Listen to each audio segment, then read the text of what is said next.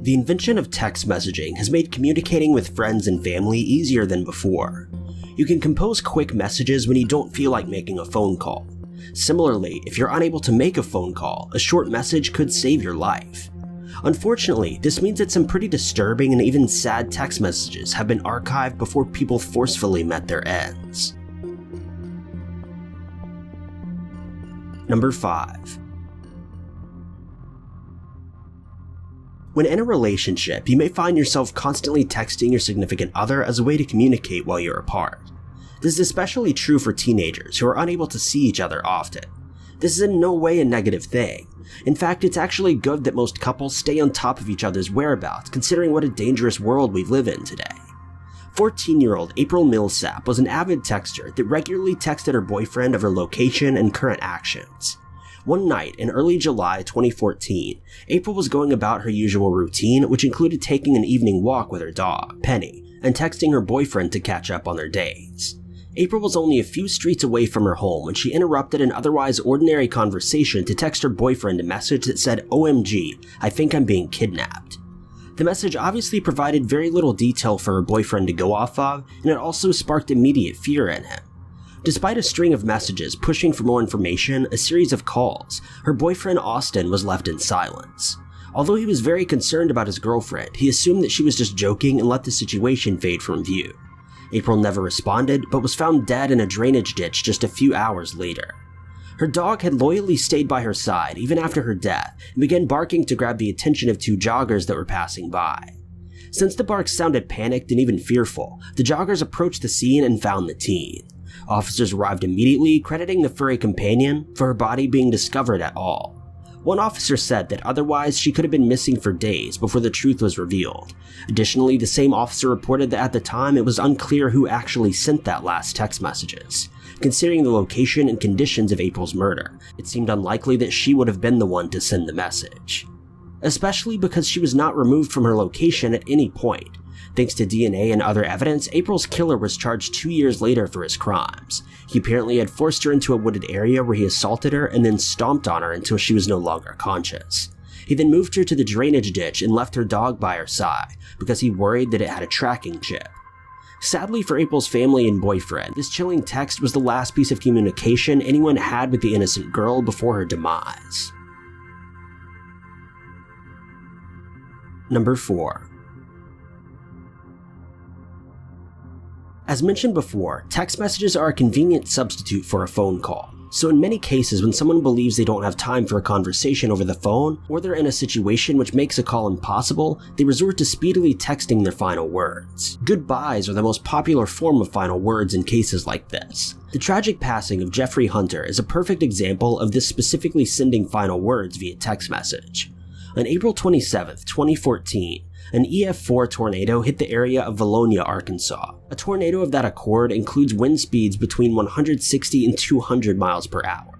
Clearly, a tornado with that kind of strength can cause serious property damage. However, it's also a huge risk for causing harm to people and animals in the area, either from the sheer impact of the tornado or from the fast-flying debris that it carries. When the tornado reached the area where Jeffrey Hunter's home was located, he followed common instructions and hid in his bathroom away from windows or too much furniture. While huddled in the bathroom, fearing for his life, he sent a string of texts to his mother, Regina Wood, documenting the storm and his racing thoughts throughout the ordeal. Wood was only 20 minutes away from her son, but was experiencing a much less severe impact from the storm. At one point, as the tornado tore through Hunter's home, he texted his mother a simple message that read, "Goodbye, Mama." His mother, of course, was heartbroken and distraught. She attempted to text him back several times and even made a series of calls to him, but unfortunately he was unable to respond as he had already been taken by the storm. The tornado tore through part of the home where Hunter was hiding, and he was injured by a combination of tornado pressure and debris that was picked up from the home. As the storm passed, Hunter and other debris eventually fell to the ground as things grew more calm. His father and stepmother that also lived in the home survived the storm and found his body on the ground just a few minutes later. Emergency responders were called to the scene, but by that time it was much too late. His mother shared that although she was devastated, she found comfort in the fact that her son was considerate enough to offer her a heartfelt goodbye, something she will cherish forever. Number 3. The death of Conrad Roy received an immense amount of media attention. Although Roy was the victim of suicide, his case was unlike any others, which gave it an intriguing edge for the media to cover. What made Roy's case so special, in a sense, was that his girlfriend, Michelle Carter, sent him text messages before his death, which were encouraging and instructing him to take his own life. The couple met 2 years before Roy's 2014 death, while vacationing with their families in Florida. After meeting and agreeing to become a couple, they only saw one another a handful of times. However, they stuck to their relationship anyway and communicated often. Roy was only 18 years old when he took his life, and not long after his death, a variety of information concerning himself and his then 17-year-old girlfriend became known to relatives and the public. It was found that Roy had experienced physical and emotional abuse from his father and grandfather.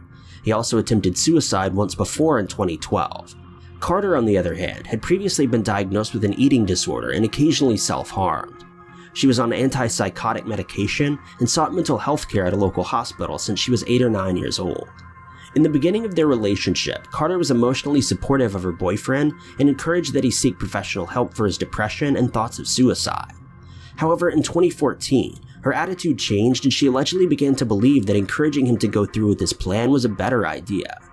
It's unclear exactly what caused Carter to switch gears. Some believe that she wanted the attention she would gain from losing her boyfriend, or that the couple had encountered issues which made her resentful. Others think that she was just downright unhealthy and wasn't aware of the true consequences of her actions. On Sunday, July 13, 2014, following text conversations with Carter, Roy died by suicide by poisoning himself with carbon monoxide fumes in his truck in a now closed Kmart parking lot in his hometown in Massachusetts. The series of messages collected during the investigation and court proceedings generally proved that Carter encouraged or even convinced Roy to take his own life.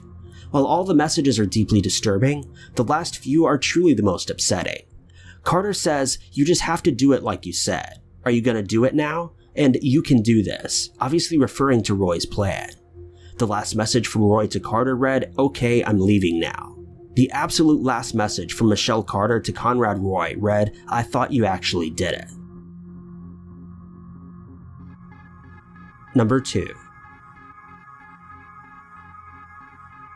It's an unsettling thought to consider that a parent may actually be ill or evil enough to take their own child's life. It's even more disturbing, though, to think about a parent doing such a thing only as an act of spite against their significant other.